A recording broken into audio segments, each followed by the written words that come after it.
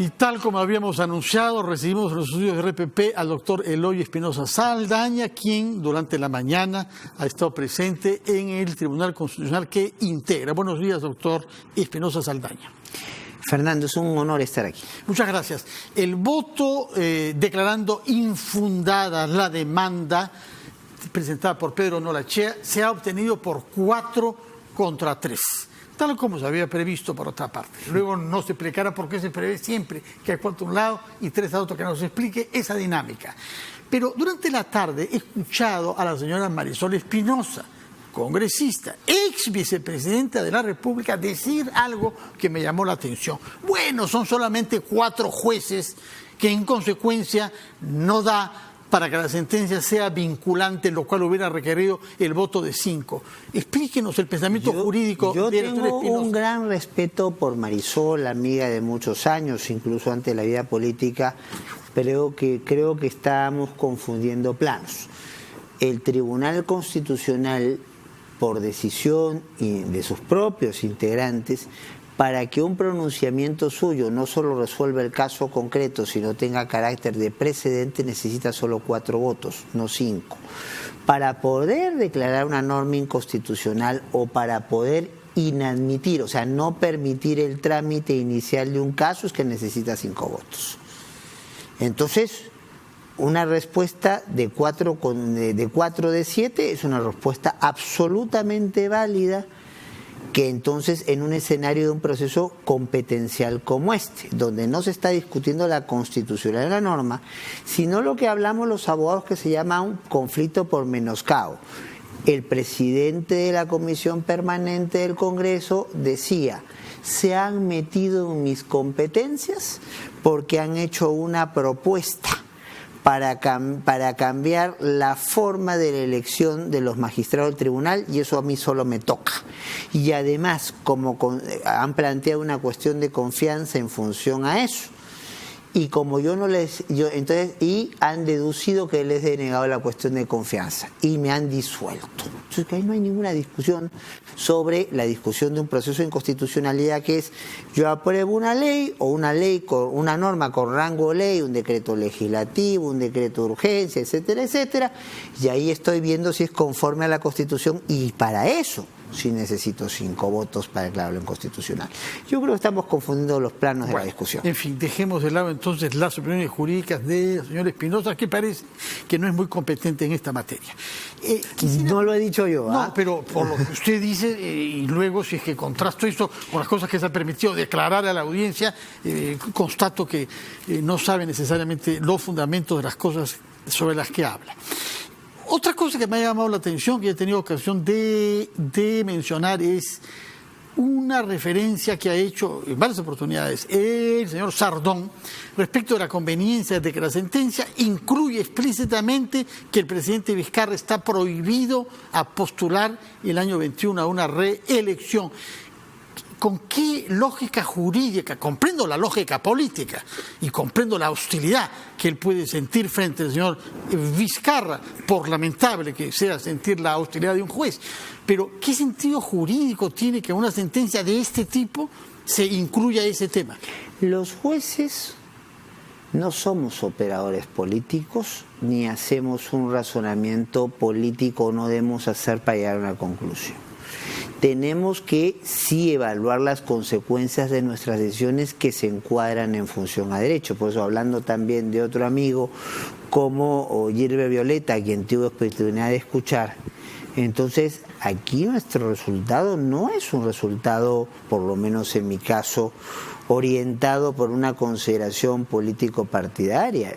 Yo nunca adelanto opinión. Yo, como juez y como profesor universitario, lo que hago es presentar escenarios. Entonces, sobre esta situación, Fernando, hemos estado tanto en ampliación de noticias como en otros espacios contigo, y yo lo que hago es presentar escenarios. Si pasa esto, puede ocurrir esto o esto. Ahora, entonces, eso para dejarlo claro. Y la cita que Marianela, incluso para que en el debate, es de Conrad Hess. ¿Cuál es la idea? El juez constitucional La Constitución, pues, no es un libro que tiene todas las respuestas, no es el baldor que usábamos cuando chico para hacer aritmética.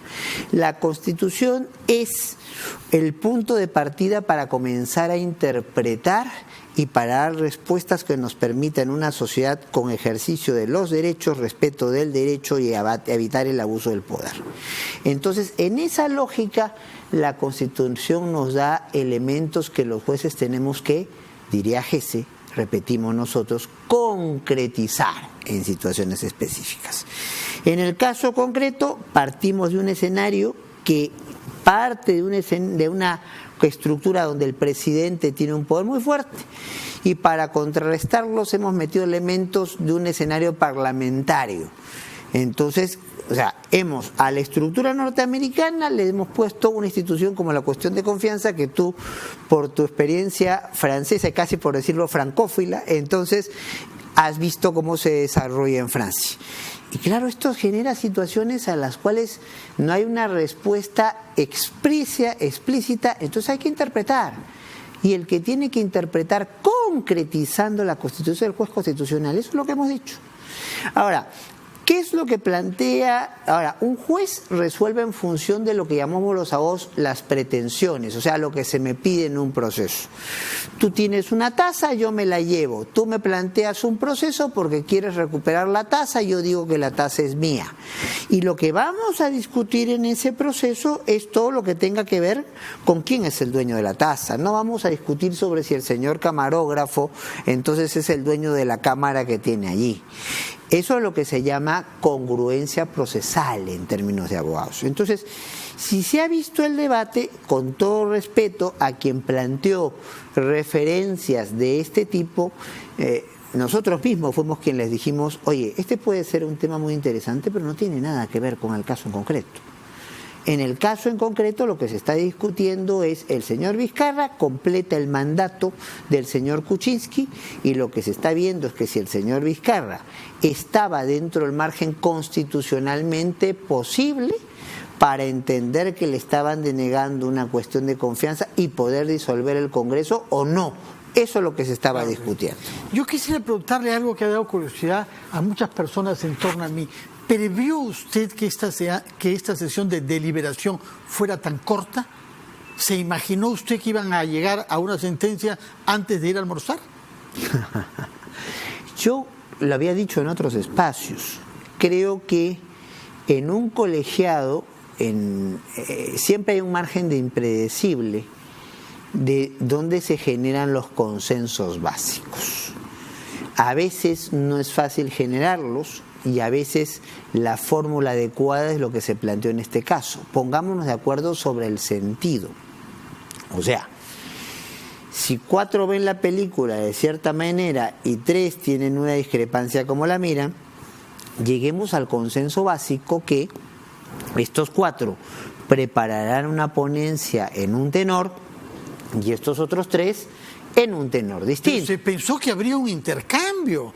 Incluso habían quienes decían las cámaras y la difusión, ¡qué horror! Esto es una cosa inédita y pésimo. Va a significar que este debate se prolongue, se vuelva populista, etcétera, etcétera. Bueno, Y en vez de eso, lo que hemos visto es una sobriedad rayana con la timidez y la sobriedad. Bueno, a ver, la sobriedad siempre viene bien. Sí, pero ahora un poquito bueno, de repente alguien es que pero no soy yo que lo diga, sino insospechablemente el señor Ernesto Álvarez.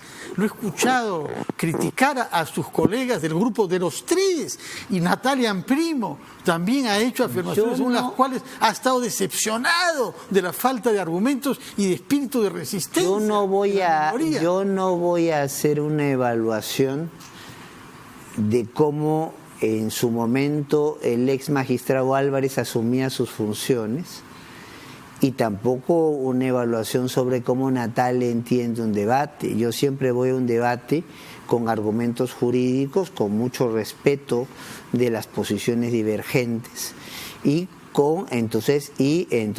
tratando de hacerme entender. Yo no voy ni a patear puertas ni a hacer escándalos, yo voy a resolver problemas. La ciudadanía me reclama resolver Pero los problemas. ¿siente usted que el tiempo que ha tomado esto, sí, con ajustes un poco más de 2 horas y media, era lo que se preveía? como intercambio entre 7 personas es un tema crucial. Es que, a ver, Fernando, entonces, depende, es que el caso no es un caso de ahora, el caso es un caso del 30 de septiembre.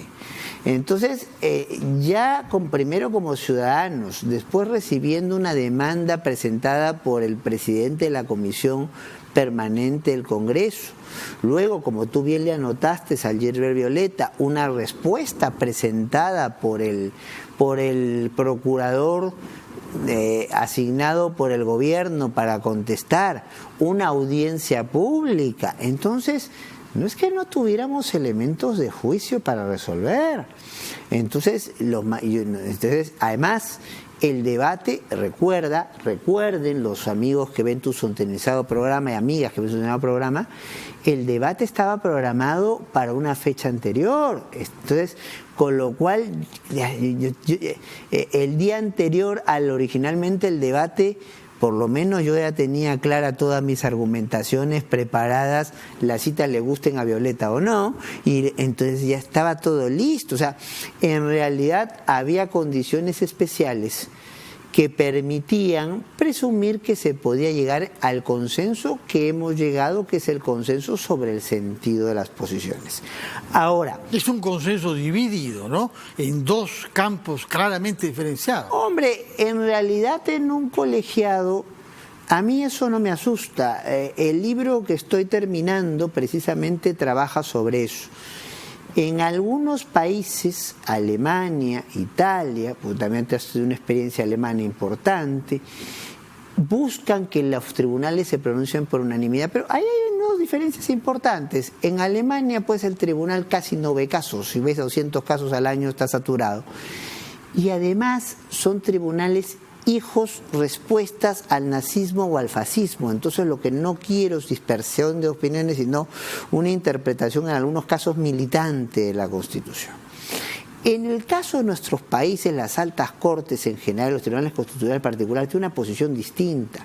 Tienen que hacer una labor incluso de generar sentimiento y hacer docencia en sentimiento constitucional. Entonces, no es malo que haya las diferencias, es malo que las diferencias no se expliquen.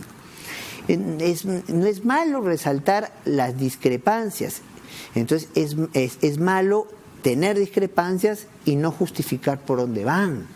Entonces, pero hay muchas personas que tienen la sensación de que habían ya 2 grupos constituidos, uno de 4 y otro de 3, y que en realidad lo que los unifica son valoraciones políticas, en el sentido de que hay 4 que no tienen simpatía por lo que fue la mayoría parlamentaria pasada, lo que llaman el aprofujimorismo, y otros 3 que de una manera u otra sí. Yo creo es en torno a ese criterio que se divide. Eso es totalmente falso.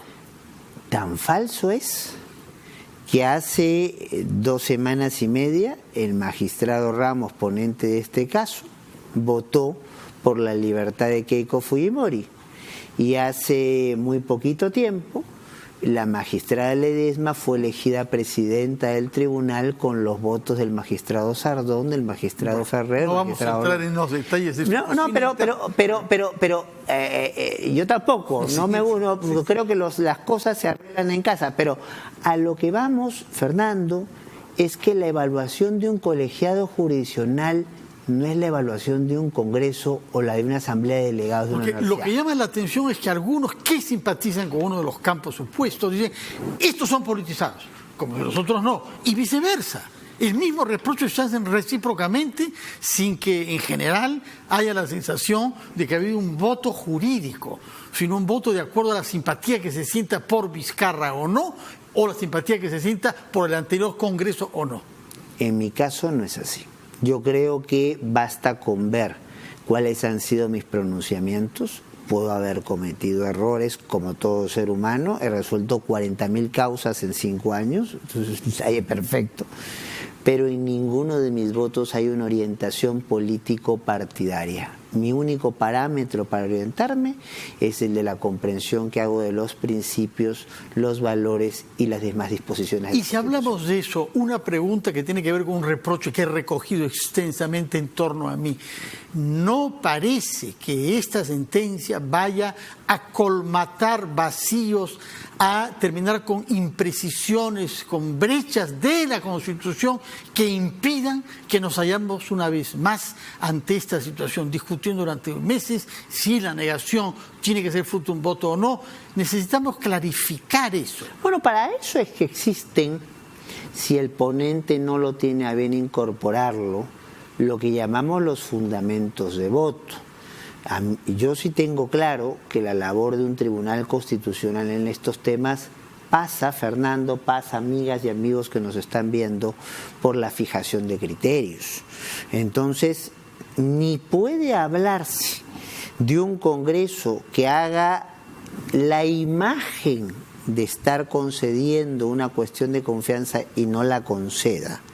Ni puede hablarse tampoco de una cuestión que se deduzca de manera tan abierta que ya deja de ser discrecional y puede ser arbitraria. Entonces, hay que fijar criterios. ¿Y usted cree que en los fundamentos de los votos ustedes harán un esfuerzo? En el nuestro ya está, porque el nuestro ya está básicamente preparado y no hemos inventado nada. Esto ya es una discusión vieja e incluso en doctrina a nivel comparado. No puede haber un pedido de confianza en blanco, no puede haber un pedido de cuestión de confianza para disminuir derechos fundamentales, no puede haber un pedido de cuestión de confianza para suprimir derechos fundamentales, no puede haber un pedido de cuestión de confianza para quitar competencias que son privativas de una institución, que no es el caso concreto aquí. Aquí, o sea, cuando hubiera habido una invasión con la cuestión de confianza, se hubieran dicho, vamos a aprobar una norma por la cual ya el Congreso no elige a los magistrados del Tribunal Constitucional, sino lo elige la Junta Nacional de Justicia. No, aquí lo que se ha cambiado es el procedimiento. O sea, criterios hay, porque si no es dejar la puerta, Fernando, abierta a que cualquiera, de cualquier manera, pueda considerar que entonces esto no me gusta, esto no me satisface, considero que no me están dando la razón, ergo deduzco que no me están dando la confianza y estoy ante las puertas de disolver el Congreso que se me hace antipático. ¿Esta sentencia tendrá consecuencias sobre la elección supuesta o no, legítima o no, del señor Ortiz de Ceballos como futuro miembro del Tribunal Constitucional? Yo creo que corren por vías paralelas. ¿Por qué? Porque en realidad lo que pasa con Ortiz de Ceballos es, entonces, lo que nosotros no hemos dicho es que el procedimiento de Ortiz de Ceballos es irregular o es regular, porque no nos toca pronunciarnos sobre eso. Entonces, a nosotros lo que se nos ha preguntado es si el presidente podía disolver constitucionalmente o no.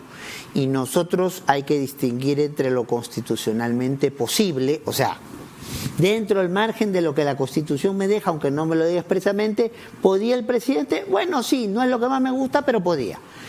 Entonces, eso es lo que hemos resuelto nosotros. ¿A quién le corresponde? Así lo formuló usted, no es lo que más me gusta, pero en fin, lo que se hizo no es anticonstitucional. ¿Así lo formularía? Lo estoy haciendo en un lenguaje coloquial. Lo que han dicho es en circunstancias excepcionales. Bueno, que cada cual tome la terminología que quiera. Lo constitucional no es necesariamente lo técnicamente más pulido, lo constitucional no es necesariamente lo que más nos guste, es lo que encaja dentro de ciertos parámetros que hemos asumido como principios, como valores, como derechos y como deberes para asegurar una vida cotidiana del desarrollo del proyecto de vida de todos nosotros, sin limitación abusiva del derecho de los demás. Eso es lo que se entiende como lo constitucionalmente posible. Una última pregunta, señor Espinosa Saldaña. Esta vez hubo una difusión vía medios y redes sociales en directo de la deliberación que ustedes están llevando a título de piloto, experiencia piloto. ¿Influyó o no? Usted que ya lleva casi 6 años en esas funciones, ¿siente que el debate que el intercambio entre ustedes se modificó, se dejó influenciar por el hecho de saber que habían cámaras en directo? Me alegra que un tema en el cual algunos magistrados, y entre ellos Marianela y yo, planteamos de hace mucho tiempo, se haya podido acoger. Yo creo que es importante, sobre todo en casos que son centrales para el desarrollo del derecho y los derechos en una sociedad, que el ciudadano entienda qué se está discutiendo, qué se está planteando para discutir. ¿Y qué piensa cada uno? Exactamente. ¿Hay otros países en donde se hace de esa manera? Sí, señor. Las deliberaciones son Los brasileños, que todo lo llaman al revés, porque el Supremo Tribunal es el constitucional y el superior es el Supremo, tiene un canal de televisión que te pasa todas las sesiones. ¿Las deliberaciones o las audiencias? Todo. En México las votaciones de inconstitucionalidad son proyectadas por televisión siempre. Bueno, señor Espinosa, muchas gracias por su presencia acá, por sus explicaciones. Nos alegra que usted reitera que sus votos han sido siempre en base a una lectura de la Constitución y no a otros intereses subalternos, políticos u otros. A las pruebas me remito, ahí están los votos. Y dentro de 8 días, entonces, leeremos los fundamentos de su voto y el de sus 6 colegas. Eso es lo que nos hemos comprometido. Bueno, muchísimas gracias, que tenga usted buenas noches y esperemos tenerlo pronto, antes de que todas estas decisiones se lleven a la práctica con la instalación del futuro Congreso de la República. Muy buenas noches. Hasta luego. Hacemos una pausa y vamos a recibir después a 2 personas que están recorriendo los territorios de Lima en busca de un escaño en el futuro Congreso de 2 partidos políticos, justamente Contigo, sobre el cual hemos hablado ya con su presidente Gilbert Violeta, y el Frente Amplio. 2 candidatos después de la pausa.